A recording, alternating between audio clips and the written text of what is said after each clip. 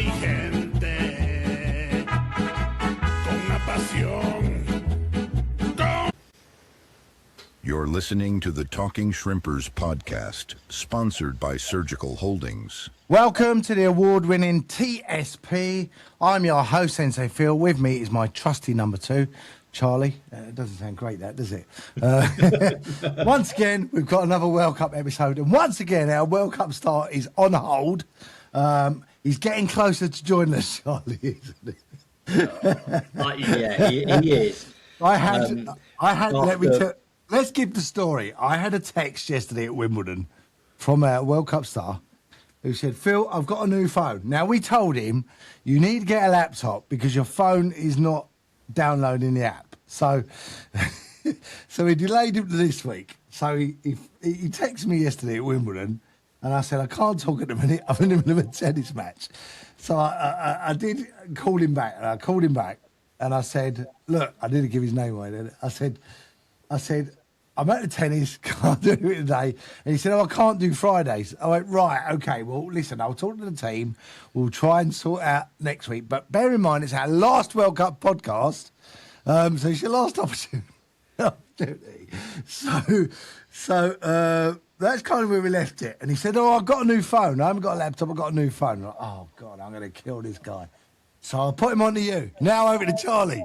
Tell me what happened. Yeah, I seem to have become the Talking Shrimpers podcast IT technician. So, yeah, I've kindly ended up being the call handler, if you like, to any of his queries. And I texted him last night, as you kindly messaged me and said, look, he's got a new phone. His new phone should be compatible. Can you get him up and running? So I texted him last night, didn't hear nothing. Woke up this morning to a text message from him, just a simple, good morning, Charlie. That was it. Heard nothing more. Thought, excellent. He's got it up and running. I'll get those. Done. I'm on my way home, get home, and I get a phone call from him. And he seems to think that we here are solely responsible for Google Play Store and anything that is put on there. And I tried to explain, no, we do not own Google Play Store, any of the rights, any of the apps that are on there. Whatever Google Play Store are asking, you need to just agree to, i.e. it was asking him to create an account, basically, for him to be able to download the apps. He struggled with it, I think it's fair to say. And then we were chatting, and all of a sudden, he was like, I can't do tonight. I was like, well, you're not on tonight. You said that you can't do Fridays. Oh, good, yeah. When are you next free? I was like, Phil's told you this, like next Thursday. Yeah, Thursday's good. I can do next Thursday. I'll get the phone up and running by then. So this is what, 3-4 weeks running now? So yeah, we've literally last chance saloon. So do you know what it is, Charlie? I think these footballers are used to having everything done for them. I think so. Yeah, absolutely. As soon as they retire, they have to fend for themselves. Can't cope. Yeah, it has been a bit of a headache, but hopefully it'll be worth it. Yes. I mean, I feel like we've really, really bigged this up into something now. But look, bear with us, please. Bear with us. All the African names are out now. There's none left. Yeah, exactly. I know.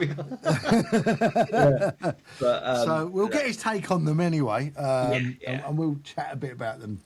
Yeah, absolutely. Fingers crossed next Thursday we'll have him.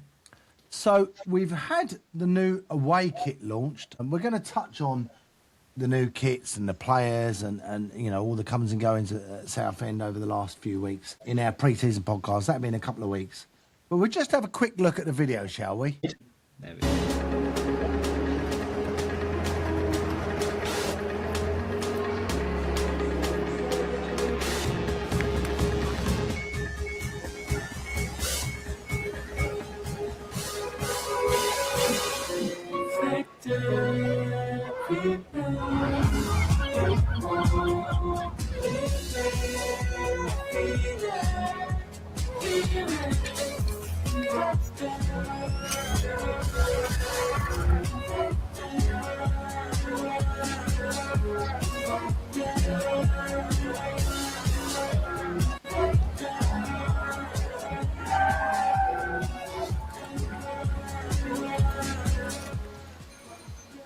Where's your suit going?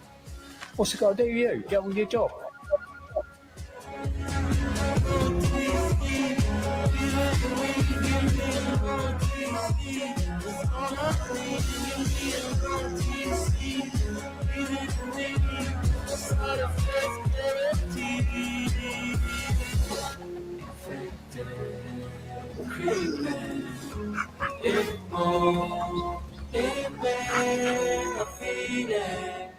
So, who won the FA Trophy?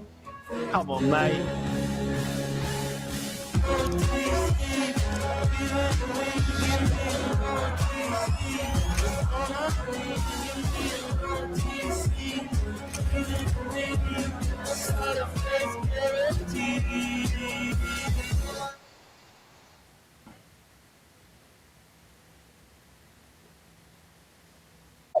So did you spot, apart from Charlie Kendall, anyone else who fancies himself as a budding actor in the video?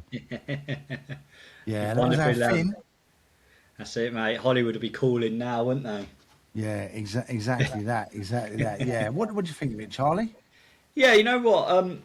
Obviously, there was a bit of a pre-release of the goalkeeper kits, weren't there, before that? And I for sure, when I first saw it, I thought that was like the third and away kit. I didn't really, and it went until sort of read it. Oh no, these are the goalkeeper shirts and stuff. And I thought I really liked the, just how bespoke they were. We're able to, we've sort of gone away from that typical framework and standard kind of designs, haven't we? And I think this away kit as well, it looks quite a simple shirt, doesn't it, from far? There's obviously some sort of intricate designs on there as well that makes it quite bespoke. And yeah, I think it looks really smart. Really, really pleased with it. And what do you think of Finn's acting? I think he's got a bit of work to do. I think that's probably about as his level at the moment. I don't think he'd want a bigger slot than what he's already had just there. But he might have got a free curry out of it. But I've got another video of another actor. Not bad at all.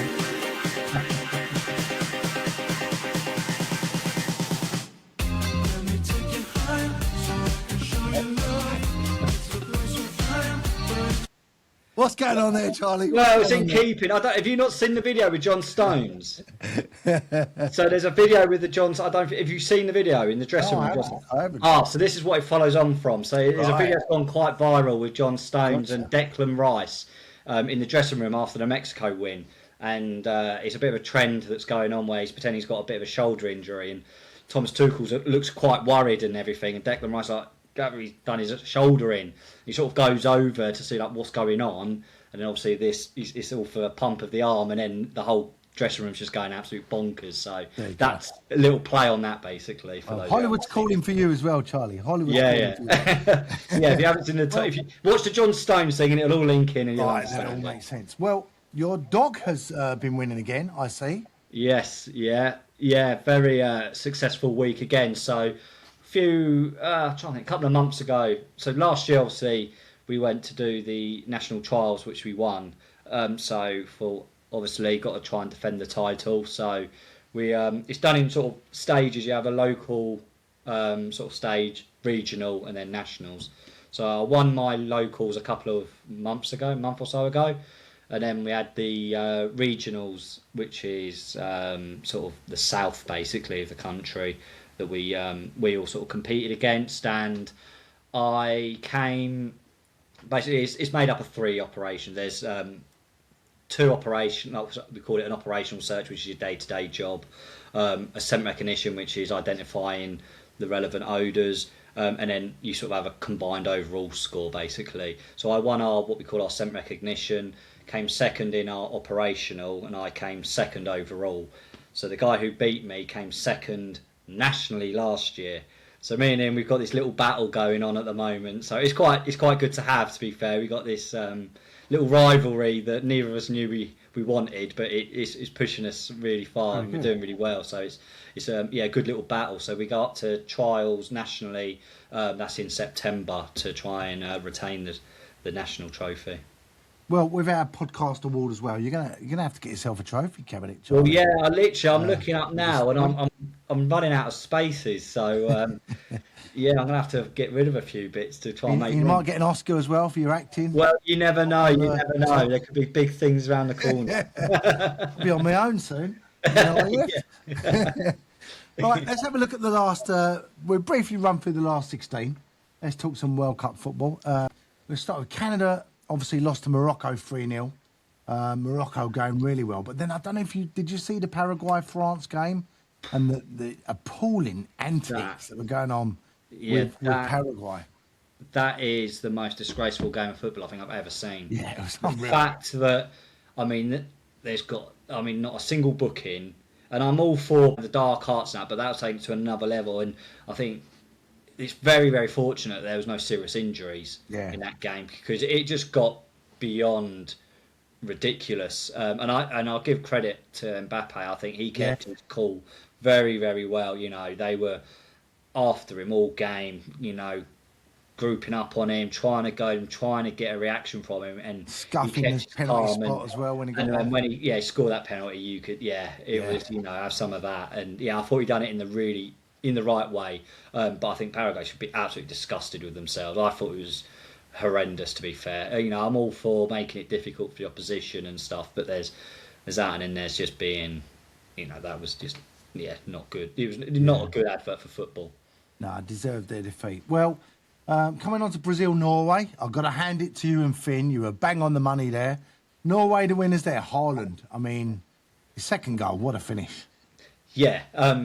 I mean, how composed he was. I mean, even if you look at his first goal, did he score both? He scored both. Yeah, he did. Yeah, he did, yeah. Ghosted in like a Gus Morris in the header. header. Yeah. But, I mean, if you see his play around that, he barely breaks stride. He's so just sort of, you know, he knows where the ball's going to be, and he's got an knack for being at the right time, and, you know, he's so clinical.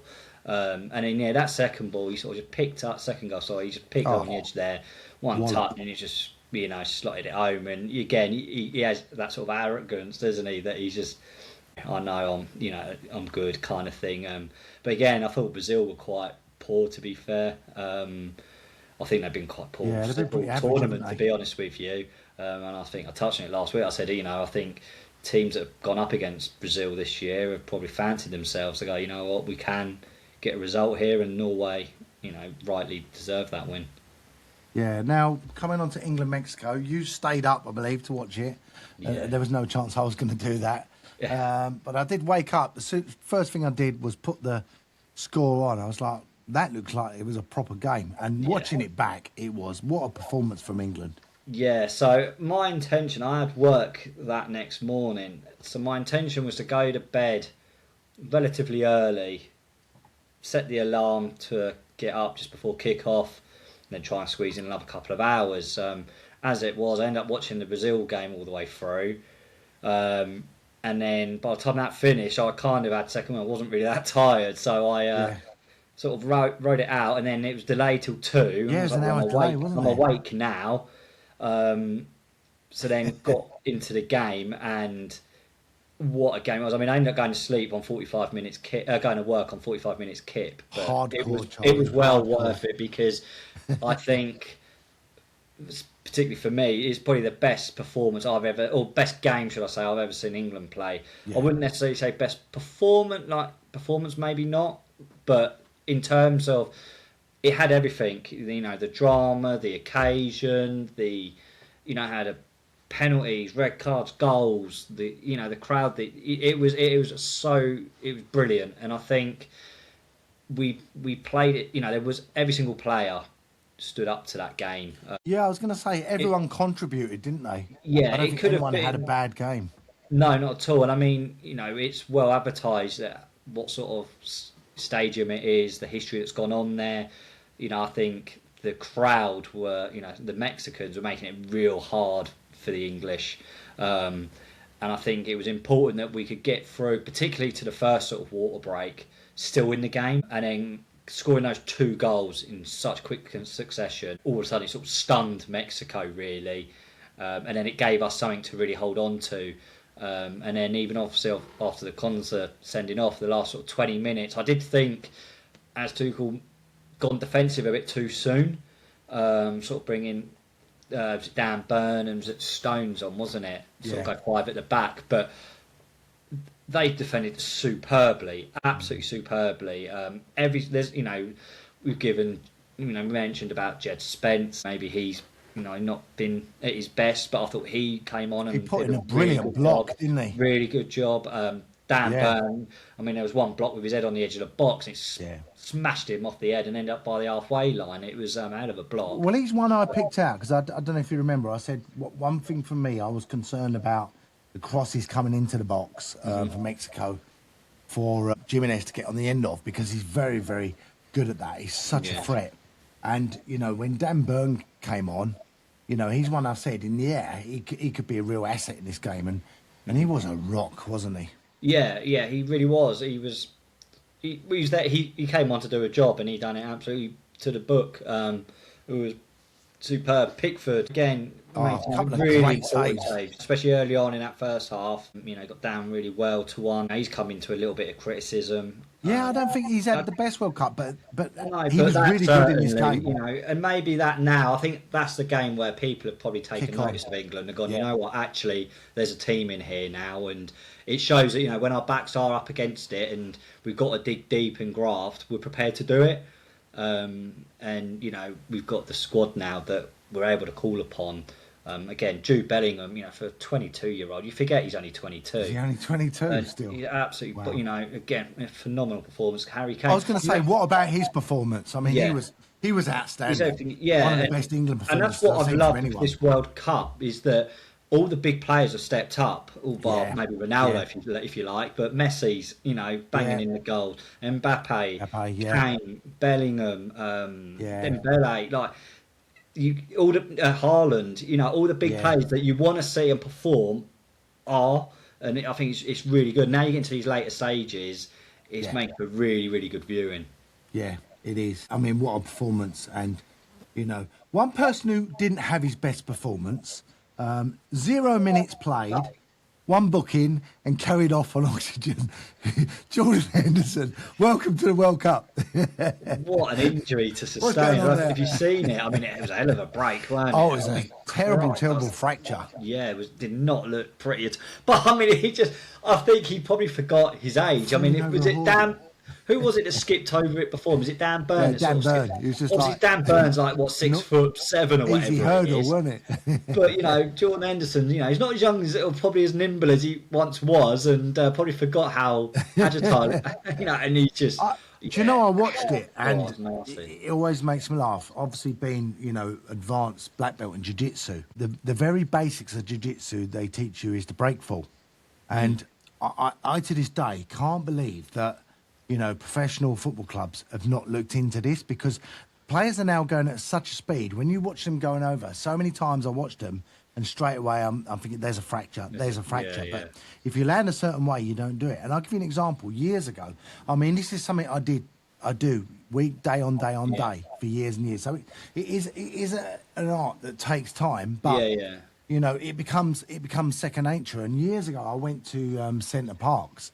And I did a bike ride around St Parks, and I got a bit carried away and went over this hill. There was a hill, and there was a big drop. I didn't realise the other side of it, and I came flying off the bike. But the way I landed was in a breakfall position, and it was just a natural breakfall. So apart from a few scratches and bruises, no fractures.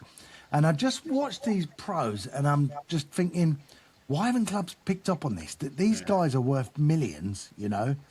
They're worth absolute millions, and any fall at any time, they could break their arm, because they're not used to... And it was just one of those. Straight, as soon as I saw it, I thought, that's a bad injury. Yeah. Fortunately, it's not a too regular occurrence, is it? No. You get the odd fracture, in your legs and stuff, with, where your ankle sort of just got trapped between the ground and the tackle and that. You don't really see too many. It's more dislocated shoulders you see more than anything, isn't it? True. When they come down, but true. Yeah, it's just a real freak accident. Wish him well, but I don't think we'll be seeing him playing certainly in the World Cup. Which, justified his World Cup caller. yeah, yeah. One he ain't going to forget for all the wrong reasons. Well, I asked about the trivia question last week, wasn't it? Which 3 red cards for England in the World Cup? Can you name them? And we named them. And we've suddenly got a 4th now. Yeah. Gerard Kwanzaa joins Ray Wilkins, David Beckham, and Wayne Rooney. You wouldn't have added his name to that collection, would you? No, you wouldn't have really. No, I mean, and that's another thing I just want to touch on. Like Declan Rice, he's picked up a booking within the first minute, didn't he? And he went on to play that entire game. Yeah. On a yellow, and that was a real difficult. I thought he, done really well to avoid getting another yellow. But yeah, Konza's red. It's not one of the worst challenges you're ever going to see for a red card, but I think it probably was a red card. I certainly think if I think so. If we were on the receiving end of it, we'd certainly be shouting for it. My frustration is, why is it a 2-match ban? We're not going to get into all the politics and Trump getting involved in overturning. We'll come on to that later. Right, but yeah, it's that right back position's a problem as it is, isn't it? Yeah, it's a red card for me. And I agree. I agree. It is. Yeah. Hopefully, let's talk that Reece James is fit again now, or nearing fitness. So hopefully, he'll be able to just slot back into that position. Well, there's always a chance for someone else, isn't there? Go back to '66 when, Greavesy obviously was out and Jeff Hurst came in. No one expected him to do anything, and he's gone down in history. Rapid. So yeah, exactly. You never know where someone's lost that opportunity now. Yeah. Maybe someone else will step up. Okay, I do have a trivia question for you. Here it is for this week. Which player has missed the most penalties in World Cup history? Well, oddly enough, I would. You probably would think I would lean on Messi at the moment. Yeah, you're absolutely right. It is. Missing half of his penalties. He's missed 4 penalties. 4 out of the 8, which I think. Yeah. I mean, if you look at the penalties, they're very poor penalties as well, especially by someone of his standard. Very, very poor penalties. I mean, fortunately enough, they're not too reliant on his penalties because he's banging them in regardless. But yeah, that's definitely a concern for Argentina. And it's not a record you would want as Lionel Messi, is it? No, he's picked up pretty much every other award, hasn't he? Yeah, exactly. Maybe he's now thinking, I'll have that one as well. What awards haven't I got? Tell you what, let's go a bit rogue with some of them. He's going to need a trophy cabinet like you, Charlie. Yeah, I'm not sure it's one that he's going to be too happy with. It'll be interesting to see if he's still on them, because I'm sure he'll want to still take them. Play of his ability, but it will take some real balls from the manager to say, you know what, step aside, someone else is going to take over from now on. Well, what a game they had, 3-2 against Egypt, 2-0 down. I mean, for me, that was probably the best game of the World Cup so far. Absolutely brilliant game, and Egypt looks so good on the counter. Yeah. They were lethal. Had a goal. Was it them that had one disallowed? Just before, just before for a little push. I mean, it was a brilliant finish. It was so good. Yeah, and you'd be gutted if you were that guy. But listen, what a comeback from Argentina. 2-0 down, 11 minutes to go. Romero scores. Then Messi scores an absolute beaut. Yeah. And then an absolutely fantastic header from a brilliant cross to win the game. Yeah. You couldn't see it at that point, could you? Because it looked like it was going to be Egypt. Yeah, no, absolutely. I mean, when Egypt went 2-0 before the goal was disallowed, I thought, you got a bit of an upset here. And it's just a shame it did get this down, because that individual run was fantastic. It was, but fine margins and stuff. But then to carry on again and keep pushing and eventually get their second goal and go 2-0 up with, was it 20 minutes to go or so, you really did think, you know what, Argentina, bearing in mind, Argentina were really pushed. Was it against Cape Verde, was it? Yeah. Took them to extra time, didn't they? Yeah, they've had a couple of so they've had some real scares, pushed them right to the limits. And it does make you wonder, in the later stages now, what effect that will have on the Argentinians. It's a lot of game time extra that they sort of play in extra time, and it's just that mental toughness, isn't it? They've obviously got that never say sort of die attitude that, they still they've got absolute world class players, there's no doubt about it, and say, Messi might have missed a penalty, but he's, if not if not the greatest player on the planet at the moment, and he's always going to perform and in crucial moments. And he got that goal to get it back to 2-2, wasn't it? And then the third goal was fantastic ball in again. It was exactly where you wanted it, and you did feel for the Egyptians. There was a bit of a penalty shout, wasn't there, at the other end? Was it on the build up to the Argentinians' third goal? And that's right, yeah. It's so tight, it really is, because I don't know. Could be a ref, eh? Yeah, but it's great for a neutral. It really is. Oh, it was a great game. Well, we could face Argentina in a potential semi-final next week, which would be. We've got a bit of beef with them down the years, so I could see it being another one of those. But it's I don't know. I don't know if you look forward to it or you don't. I don't know. I mean, at the minute, I think let's get Saturday out. No, I agree. Let's not get carried away. Too far ahead, yeah. Right. Portugal, Spain, not the best game of the World Cup so far. I have to say, though, Spain have not let a goal in yet, have they? I mean, we talk about all the flair going forward, and, Lamine Yamal is an unbelievably good player. Yeah. But actually, it's at the back where they've been really standouts. Not a goal conceded. It wasn't a great game. Ronaldo, I thought, was well off the pace of that. Yeah. And in the end, it was just a clever finish from a very quick thinking free kick. Yeah, it was right. It was 90th minute, wasn't it, if I remember correctly? Yeah, I did watch it, but I did struggle to sort of stay with the game, I must admit. It weren't one that... Because I looked at the figure, I thought, this will be one of the games of this round that will, would be a good tie, and it just didn't turn out to be that at all. And I do wonder that having Ronaldo playing hinders Portugal. I think he certainly restricts them in some areas. Now I get it, again, he's an absolute world-class player, and I think I probably would start him, but I think you need to be brave and go, you know what, it's not working out, we need to change tactics and that, and we're taking you off. And it takes a very brave manager to do that. But I think he only had something like 6 touches or something in the game, or in the second half, which is just nowhere near good enough for a team that's trying to win the World Cup.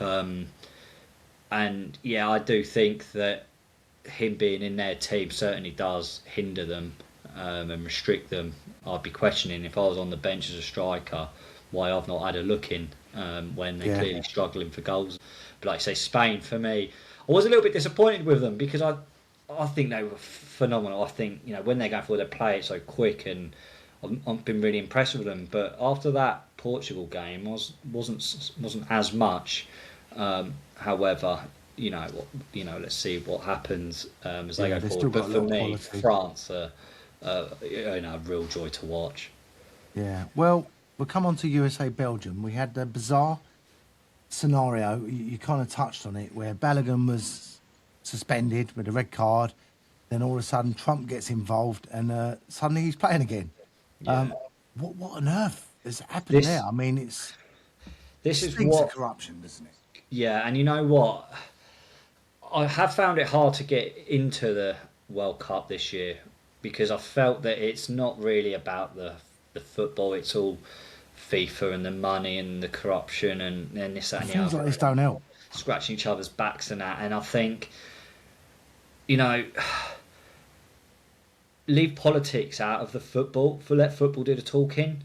And when you've got the president getting involved in overturn, like, that is absolutely ludicrous. Absolutely ludicrous, because, well, you set a precedence now. Why can't we get ours overturned if we get someone in high power? People were talking about that, weren't they? So, we'll get the king on the phone and go, hello, can you overturn that? Because, he didn't really mean to kick him or whatever. It's ridiculous. Trump's going, there are 2 players that run into each other and they hit each other. A foul's a foul, to a point, I do agree with him. I mean, it does, when you look at replays, it's slowed down, and I think sometimes it is a coming together, and I think the game has gone a bit too far with it, but because it is a contact sport at the end of the day. But you can't have a president getting involved in decisions. That's football. You got VAR there. If VAR haven't picked it up, then that's it. It is what it is. You can't then get involved because I'm the president. No, I'm sorry. He's got to get involved in everything. And the water breaks and for the adverts, and the final's going to be a half-time show, and it's Yeah. it's just it's not. Oh, it does annoy me. It really does. Yeah. I think the sooner it. That's put a it damper finishes on it. there, Well, but thankfully they got money, absolutely isn't it? spanked by Belgium, who Yeah. have been slow runners to this World Cup, haven't they? But they really Yeah. showed their quality. Yeah, they did. I mean, I didn't actually watch the game. Was it 3-3? 4-1 in the end. 4-1 was it? Yeah. Yeah. So, yeah, Belgium. We spoke before. They've still got some absolute world class players there. They are just at the other end of their careers. That's the problem. They're very, they've gone past that sort of golden age, haven't they? Well, they've got nothing to lose, have they? But Lukaku's come off the bench and scored a couple of goals Yeah. now. They've still got some real top players there that can. I do wonder though, that if they start playing some, your likes of some of these higher seed clubs now, I do think they will get found out a bit. I think their age will show. Well, going back to Ronaldo, I think you've got a player there. We've mentioned he's definitely at the end of his career, but he could still do a job. 90 minutes, way too much. I think really Portugal have missed a trick here because they do have a quality squad, and if they followed what Belgium have done with Lukaku, then they might have got a use out of him, because Lukaku has actually played, I think it's a total of 69 minutes all season. Been out injured with Napoli, and they've got him back in his squad. He's not match fit. He's been injured the whole season, but they've managed his minutes well, just bringing him on, and he's got, as you say, he's got himself a few goals in this World Cup after being out for so long. So, if Portugal had done that with Ronaldo, it might have been a different story for them. But Belgium are still in it, mate. I mean, they're still going strong. And De Bruyne, I mean, the guy's unbelievable. 35 now, is it? Yeah. He's just immense quality. Incredible player. Yeah, well, the last game in the round of 16, Switzerland-Colombia. Again, not one of the best games. Switzerland won on the end on penalties. Again, I don't know if you saw it. It was a terrible penalty shootout. Really poor. We've had a few, haven't we, bad shootouts? Yeah. And England have not been involved in one yet. No, yeah, touch wood, eh? I mean, some of them. I mean, if you look at, if you take Harry Kane's first penalty miss, Messi's two. I'm trying to think who else. I can't think who else it was, but it seems like these penalties, the started run-ups. Yeah. Seems to be a bit of a common theme with these. Keepers are reading it. Started run-ups. The keepers seem to be reading them fairly well. I mean, personally, I want to see someone going up there and actually just levering it. Yeah, exactly. All these trying to guess the keeper. Let the keeper make the guesswork. It's for you to pick your spot and go for it and take your chances, don't you? I think as soon as you start freezing and stuttering, straight away it's advantage for the keeper, isn't it? Yeah, totally. We're not the best game.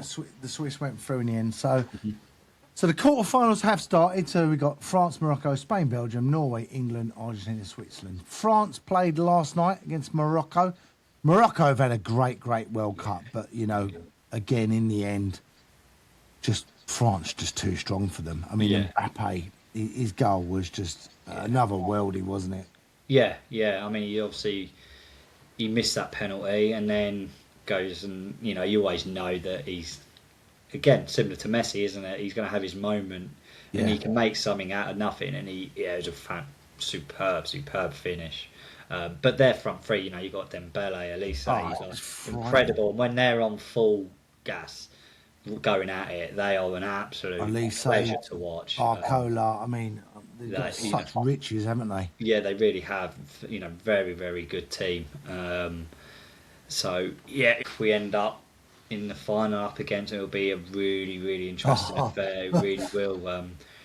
It'd be interesting to see how we deal with their pace and their turnover. That would be one very stressful night, I can tell you that. Oh, God, yeah, it will be. When we look back to our Euro finals against Spain and Italy, if we do manage to get another final and we're playing France, I mean, this is going to be harder than all of them. Yeah, absolutely. Yeah, without a doubt. I mean, ironically, it's probably our best opportunity to get to a final, I think, the way it's all panned out now, because I do fancy us to beat the likes of Norway and if we get to, semis with Argentina, I do fancy us against them as well, to be honest with you. I think that, that Mexico performance, I think it's just turned something on, and I think now there's a bit of real belief and a bit of that grit and determination and hunger, and I really do. Fingers crossed we get all the way there. Well, Spain and Belgium kick off tonight. Looking forward to that one. As I said, they've been slow runners, but they're still there. Any chance that they could do one on Spain tonight? I think it'll be difficult for them. I think for Belgium, and we've seen it really with the lesser teams that sort of go out with the low block to just really frustrate teams, and then as the game goes on, try and catch them on the counter-attack. And Belgium will certainly, although they may not have the players to sort of get in behind on a quick turnover, they've got the intelligence and the players there that can just make that killer pass to open teams up. And I think it'll be a case for Belgium just to really be similar to us with Mexico in a way. That opening 20 minutes, just keep it all short, make sure that they're still in a game. And I think having in certain teams, it helped us with Mexico, to be fair, these water breaks, as much as we don't like them, I think teams are using them to their advantage. It does break up the rhythm of the play. It does get opportunities for managers and coaches to get tactics across and maybe shuffle things around a little bit. And I think that will help Belgium. I think, they'll make use of that. It'll be for Spain to try and figure out ways to unlock them and get in. But ultimately, I think Spain will probably edge it and will. Lamal's, he's crying out for a goal. It won't be long before he starts hitting the net. And I do worry that when he starts scoring, there'll be, I think it'll be a free for all, because for such a young lad, was he 18? Is he? He's brilliant. He's got no fear at all, and he's fantastic to watch. It really is. But I think Spain will. No team's going to want to drag it into extra time and penalties and stuff. They'll want to try and get it done within the 90 minutes. But I think ultimately they'll probably have a bit too much for an ageing Belgian team. So. Well, at the start of the World Cup, the three that I picked out as your winner was France, Spain, Argentina, all still there, with Morocco as my outside choice. They've obviously done really well. But there we have it. So the first semi-final, we've got two of those teams. We're going for France versus Spain. That's quite a mouth-watering tie, isn't it? Yeah, that will be. That'll be a great. You'd be happy if that was a final, wouldn't you? Exactly. England, you know what I mean? But it sets up to be what could be a really, really good semi-final. Again, that'll be two teams that are just. You've got two attacking teams, haven't you? Real quick, fast-paced playing teams there that I think that'll be crying out for goals. It'll be really interesting to see how they match up. Well, in the other half, we've got tomorrow, the big one, Norway versus England. Now, what worries me is, and I've said it all along, is our squad depth. We've got some fantastic players, Bellingham, Kane, Rice, when they're all on form, but it just worries me. We've now lost Jordan Henderson, so I think we're going to really struggle. But joking aside, right back is a problem, because obviously Kwanzaa, who I don't think is the best player to play there anyway, but he's out of the equation. Reece James is obviously out injured. We've talked about Rice playing there. He's struggling with an injury. So looking at it, I don't know who we're going to play there. Mark Guy, I hear today, is injured as well. He might not play tomorrow, so it might be Stones at the back. So, who's going to play right back? For me, I think there's talk that Reece James is fit and maybe available for tomorrow. I think Declan Rice has got there's a bit of sickness or something. He's got a bit of a bug.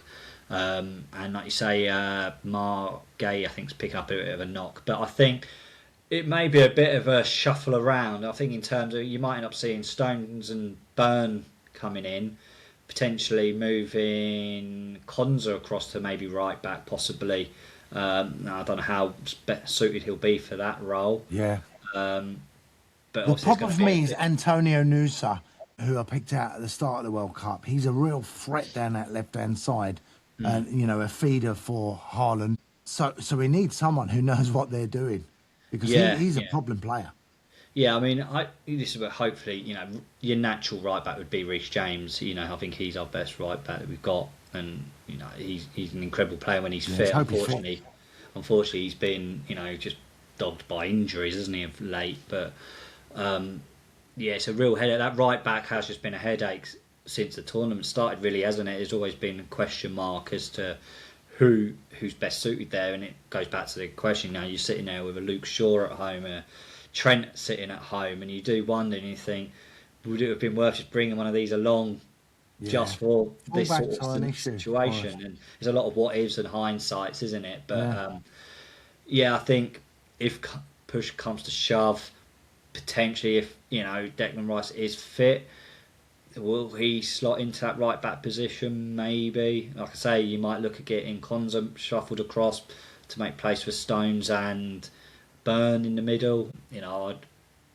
I would pick Burn definitely against. Yeah, I'd be surprised if we don't see Burn play. Well, I was listening with yesterday, Charlie, on the radio on the way up to Wimbledon, and they interviewed Dan Burn, and funny enough, Haaland's only scored 1 goal against him. Yeah, I was going to say his record again. So it could be a tussle between them two. Yeah. He would be my pick. Yeah, and I think him coming on at Mexico, he showed, that 20-minute sort of appearance that he had. He was absolutely solid, and that's exactly what you'd expect him to do on Saturday night. So, yeah, I think there. I mean, the only issue is there's quite a few players on yellow cards. I think you got Bellingham, Rice. Yeah, I mean that's a worry. Bellingham, there's a couple more as well. So, yeah, that's where a couple of the question mark would be just try and keep yourself out of trouble. None of this unnecessary sort of dissent and stuff like that, arguing the ref, pointless sort of bookings, if you like. But, I mean, I'm sure the ref... If we go 2-0 up half-time, do you take Jude Bellingham off, bring on Morgan Rogers?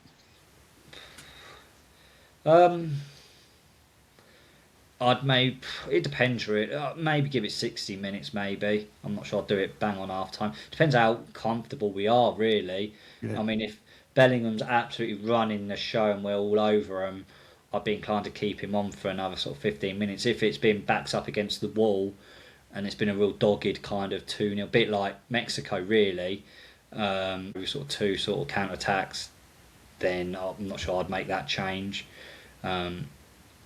But yeah, it all depends, doesn't it? I'm sure the Iceland, Norway will be. Don't mention Iceland, Charlie. No, they'll be aware of those players that are on bookings, and they'll be wanting to try and goad them and get a reaction from them. So, but yeah, I think they're all professionals. They know exactly what's at stake and stuff. And I don't think that if there's a challenge, they would back out of it with that in mind. I think if there's a challenge to be won, they'll go for it. It's just these cynical kind of bookings. Yeah, we've just got to get it right, haven't we? Yeah, exactly. Got to get those tackles right. Bang on. Well, the last of them, should England progress, they'll face Argentina or Switzerland. Should we start entering the conversation of Switzerland potentially winning the World Cup? No. But they're still there, Charlie. They are still there. I go back to Greece in the Euros when everyone went, no. They are still there, but... You wouldn't expect it, would you? But... I don't. If they get past Argentina, why not? Yeah, I just don't see it. I really don't. I think they've probably got as far as they will get, to be honest with you. I think, every country's kind of got their level, if you like. Now... who knows? You need a little bit of luck on your way as well to get to the final. You need some key decisions to go your way. If that happens, then who knows? So what we're saying is they're punching above their weight, really, aren't they? Yeah, I think they kind of found their level, I'd say. I wouldn't say they're necessarily punching above their weight. I think they're there because they deserve to be there. But you say about going on to the final, potentially winning it, there's some big clubs there that are in the way. Some money on it, wouldn't it? If I was a betting man, I probably wouldn't be putting any money on it. No, you'd be mad too. You'll be mad too. So we're looking at a France-Spain semi-final, followed by England-Argentina semi-final. That is tasty. Yeah. So much you can say about that. Maradona, Simeone, Beckham, some Lots of big history. names. Yeah, Yeah. there's a lot of history there. Yeah, Really yeah. is. We look forward to the outcome of those. Now, talking of semis, last week, Charlie, you brought to my attention the Viagra situation. Now, I set a task for an all-time England Viagra team. So, parents, if you are watching or listening, it might be the time to send your kids away for a bit so we can discuss our all-time Viagra 11. Here we go. Right. I'll tell you what I've got, Charlie. So Well, I've only got one at the moment, to be there you fair. go. We'll see what I've got and see if you can add to it. Now, the first one in goal was an absolute gift for this. Could only be David Seaman, couldn't it?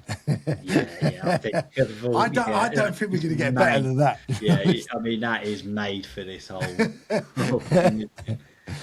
Yeah. Okay. So I've got go down the list. I've got Lee Dixon, Julian Dix. I think he played for England B, so he might qualify. Nobby Styles. You've got to have Nobby Styles in there. Stephen Gerrard. Yeah. We've got Mason Mount. Can we do that? Jermaine Genus, but you have to be creative with change a couple of letters there. Okay, right. Yeah, so you're with me. I got you. We're replacing the J of the surname. Yeah. Okay. Frank Lumphard, you can have in there. We've got Tony Woodcock, two more. So we've got Colin Bell, I've got in there. And my last one, I've gone for Henry Cockburn. There you go. That's my vibe. Yeah, I haven't got a couple of own. The only others, I think we mentioned. Who was it? I said, Ivan Boney. Ivan Boney and Erection Dyer. Erection Dyer. There you go. I did think of Leighton Baines could potentially be a Leighton Staines, but yeah, we've really hit the gutter now, haven't we? Hey, it worked. If they took it or not, I don't know. I mean, it didn't go down to VAR, disappointingly, but one that wouldn't succeed in his team would be Darren Bent. He would. That would be a major failure for this team, wouldn't it? There you go. Our England all-time Viagra 11. Yeah, we've hit the gutter. Yeah, I just wonder with the hydration breaks what the sort of song would be. And I thought perfect choice would be Yaz, The Only Way Is Up. I thought that would be a perfect one for England. There you go. Right, it's trivia time, Charlie. I know you love the trivia. yay. Here we go. You ready for it? Oh, So ready to which let- player scored the fastest goal in World Cup history? Oh, yeah. You don't even give me a pre-light. Oh, I'll give you a clue. It was in 2002. Does that help? No, not at all. It was for Turkey. Turkey. I'll give you another clue. He did go on to play for Blackburn. I think he did. I don't think Turkish players. I'll be honest with you, right? I am very much a non-league, lower league fan. When it comes to Premier League players and top players, I'm absolutely useless. Turkish. I don't know. It was a guy called Hakan Suker. Good player, Yeah, actually. would Very good never, player. ever in a million years have come up with that name. It was only 24 years ago, Charlie. Where you been? Yeah. Not a Fastest goal. yeah, I would never ever have got that. Well, hopefully it will be Jude Bellingham in the next game. Yeah, it'd be nice. After 4 seconds, that would be not. Actually, no, we don't want early goals because. How quick was the goal? I don't know actually. I think it was about 11 seconds or something. No. It was very quick. Very quick. But there you go.